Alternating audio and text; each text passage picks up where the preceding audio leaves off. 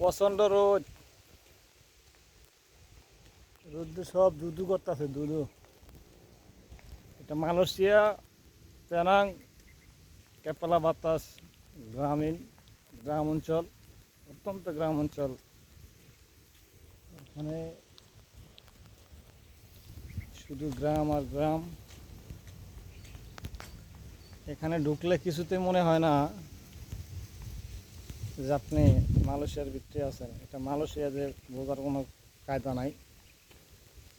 মালয়েশিয়ার ভিতরে এত সুন্দর সুন্দর গ্রাম আছে বাংলাদেশের মতো, খুবই সুন্দর দেখতে। এই যে সারি সারি নারকেল গাছ, নারকেল গাছের অভাব নাই। এই যে আবার একটা বাড়ি, মালার বাড়ি। একটা বিষয় কি,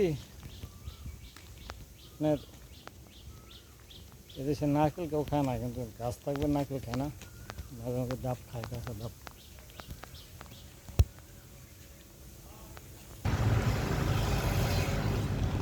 মাহিন্দা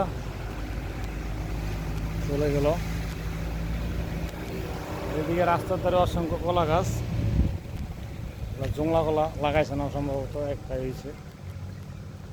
তারপরে রাস্তার ধারে সারি সারি সুন্দর গ্রাম, দেখার মতো আসলেই ভালো লাগে। আমি আসছি পেনাং থেকে, এখানে আসছি আমার কাজের জন্য। কাজ ইনশাল্লাহ কমপ্লিটের দিকে সবাই দোয়া করবেন, কাজটা যেন সাকসেসফুল হয় ইনশাল্লাহ। গেছিলাম হয়ে যাবে। এখানে বসের আন্ডারে আছি, বস কোনো কাজ কাম দিছে না, আমিও আর কি করব, ঘোরাফেরা ছাড়া কোনো কাজ নাই।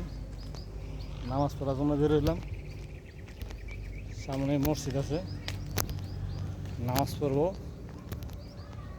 তারপর আবার ব্যাক করব।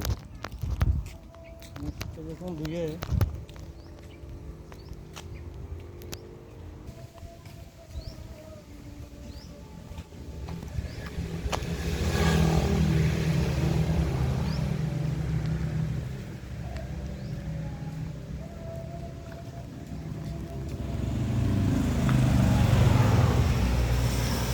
চলে আসলাম মেন রোডে।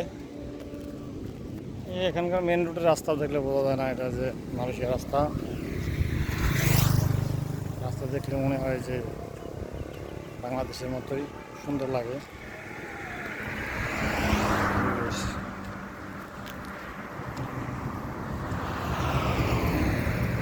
আইসি একটু এনজয় করে যাই না, ওই জায়গাটা ঠিক ঠিকানা নাই। তবে একটা বিষয় ভাই, মালয়েশিয়া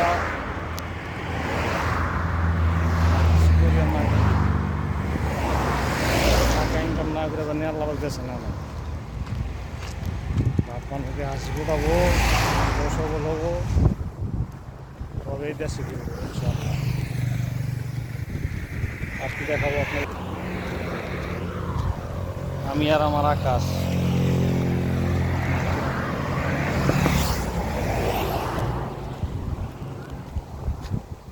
এক আকাশ ভরা দুঃখ আমার।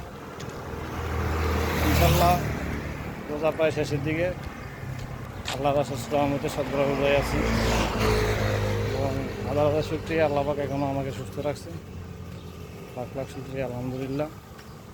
আল্লাহ জীবনের সমস্ত ক্ষমতা মাফ করে দেয়। রোজা মাসে উপলক্ষে দান হয়ে গেছে। আমি এখন নামাজ পড়বো। মসজিদ আমি আপনাদেরকে দেখাবো, মসজিদ কত দূর কিছু বললাম।